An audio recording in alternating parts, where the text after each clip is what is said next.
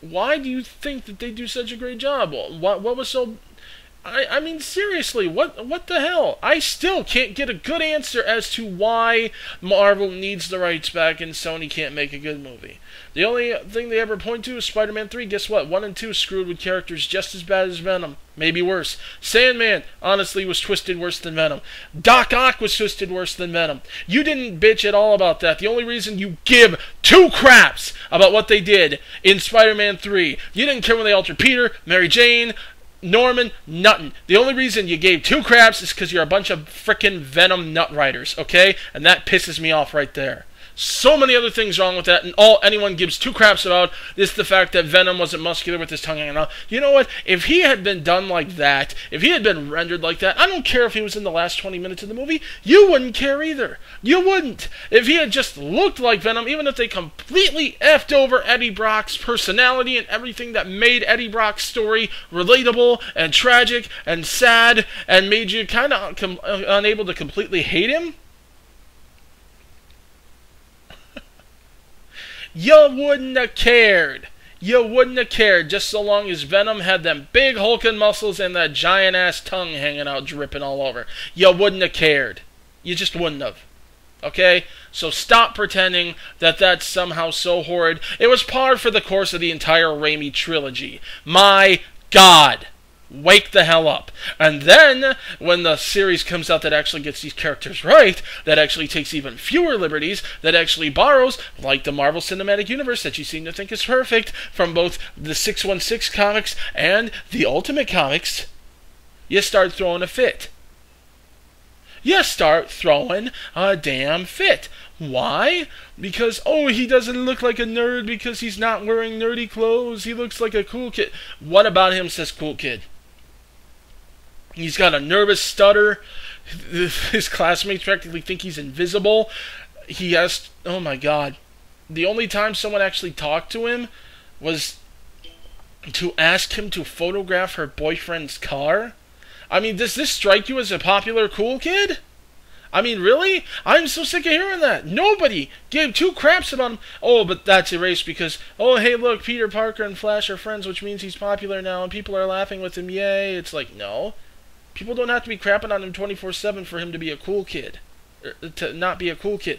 That's... Were you ever in school? Were you just so far down on the social ladder that the average kids, or even the less than average kids, seem like cool kids to you? Is that the problem? Nothing about him said cool kid. He was almost completely ignored. He was picked on by Flash, and oh wow, Flash becomes his buddy by the end of the movie. No, Flash isn't just crapping on him by the end of the movie. By the time they hit college even, Flash was being nicer to Peter. Okay? So, calm your butts down. In fact, Flash actually winds up becoming one of Peter's best friends by... Jeez. Later on in the comics, can't really give an issue number. But, yeah, later on in the comics, Flash actually does become one of Peter's closest friends. Legitimately. And to sit there and complain because, oh, he's acting all buddy-buddy with him. You know what changed Flash in the comics? Going off to Nam. Now, unless they really want to ship Flash off to, say, Iraq and Afghanistan, and then get bashed on because, oh, this isn't a realistic depiction of what happens when a soldier comes home from combat. There's no post-traumatic stress disorder. There's no, you know, deep thoughts about war and why it's necessary and why it's not. Because you know what? That actually is something that movies don't get bashed for anymore. No one gives a crap about that, okay? I'm sorry. Flash is being nice to him. Boo-hoo, it happens in the comics. Happens in the comics. Lizard doesn't have a snout. Boo-hoo, he didn't originally in the comics. Yeah. I mean, my God. They changed less, to be perfectly blunt, in The Amazing Spider-Man, in the amalgamation of the two universes, than they have in the MCU. Okay? And I do not say that lightly. That is a fact. Thor was more of a butchery of Thor than the Amazing Spider-Man ever could have been of Spider-Man, okay? I'm not kidding. They got Thor wrong. They way oversimplified his story. They had almost no action in it. It was really a superhero chick flick, to be perfectly blunt. Motivations didn't make sense. Loki was severely out of character. But you know why no one cared? Because it was leading up to the Avengers. It's a good movie because it ties into the MCU and it led up to the Avengers. That's exactly why it doesn't get crap.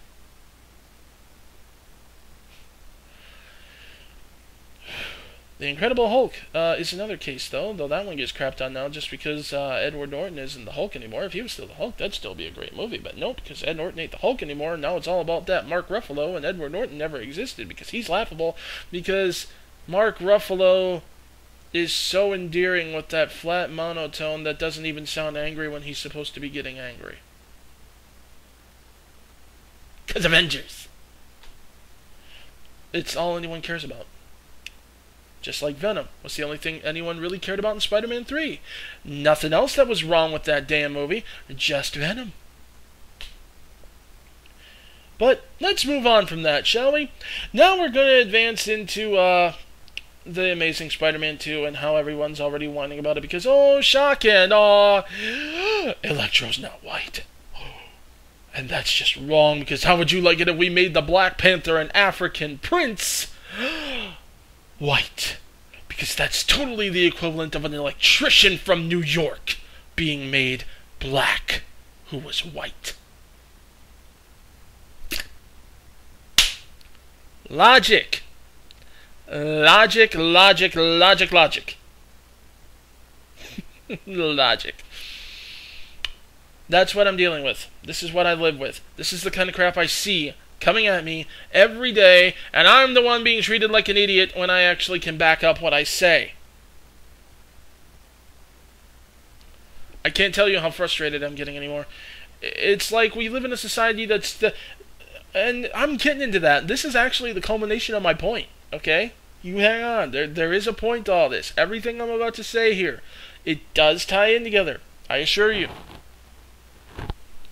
Because we're already into the second part, so I figured I better say something.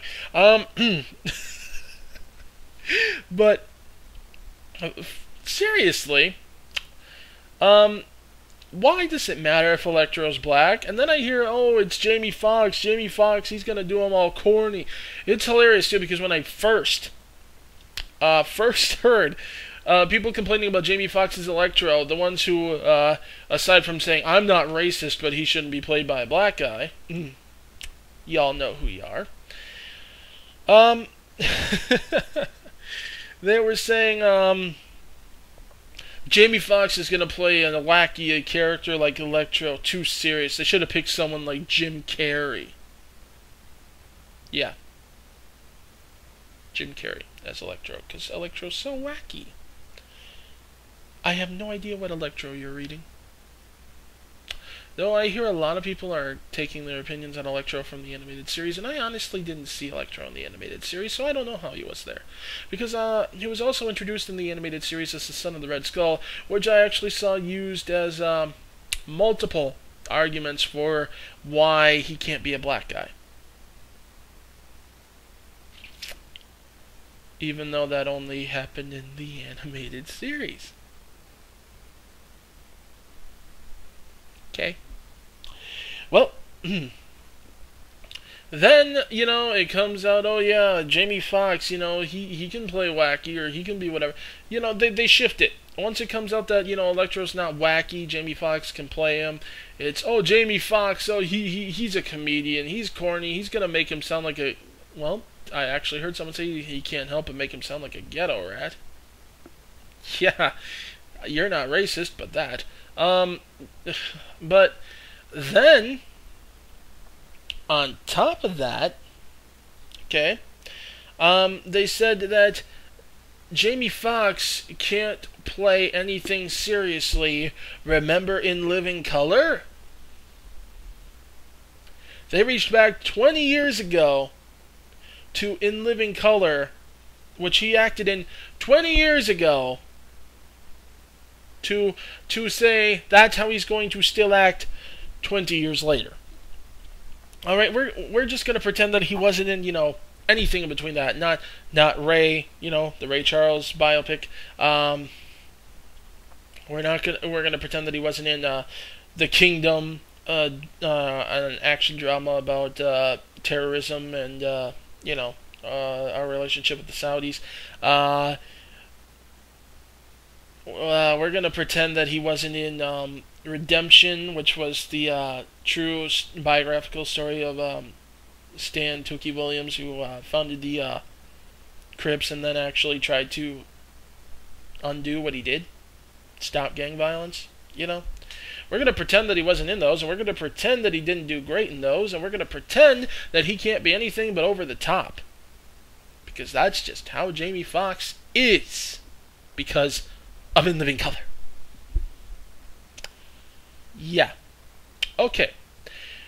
So, that aside, then you got the people, of course, whining because, oh my god, they made him blue. Why couldn't they go with the yellow and green lightning bolt costume? The same people who said that Electro's going to suck because that costume's going to look ridiculous on screen. They better change it.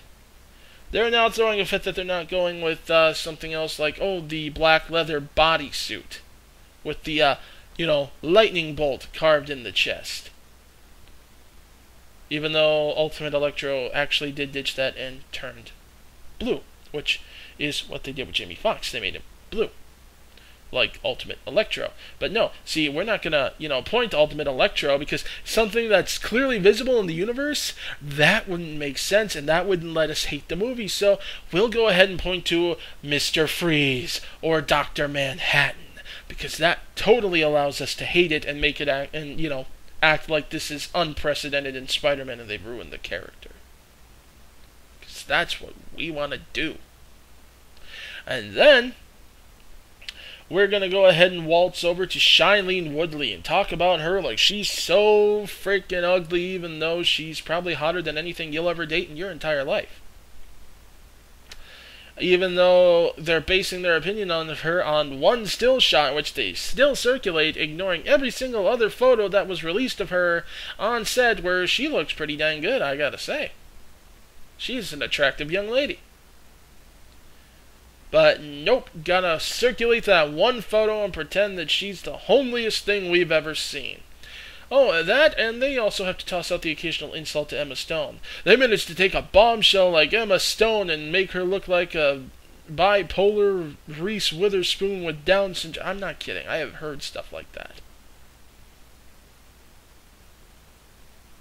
They are now trashing Emma Stone, for God's sake, saying that they made her look ugly in that movie. Just because it's that movie. Which to God I was kidding. There's some kind of derangement for this movie, and I'm gonna get into what it goes back to in a second. But let's move on. Let's move on. Okay. Then we have Alexei Sitsevich. And Mark Webb, did reveal, yes, Paul Giamatti is playing Alexei Sitsevich, and everyone's freaking out, oh my god, the Rhino, and of course all the media outlets reported it as the Rhino, even though Mark revealed him as Alexei. But see, because the media is saying Rhino, everyone goes there expecting the Rhino and instead gets Paul Giamatti driving a truck. And then, cue the ridiculous theories. Oh, he's not actually going to become the Rhino. The Rhino is his nickname, and he's actually a mob boss, and he maybe has, enhanced strength somehow far above a normal person's. And that's how they're going to basically make him the Rhino. The Nolan effect, in other words. They think that they're going to take a page from Nolan and just make him maybe an above-average powered human being. Regular human. Then you got the other camp who, after what they did with the Mandarin, who knows what they could do next? Oh my, it's probably the truck. The truck is the Rhino. Oh no, they've ruined the character.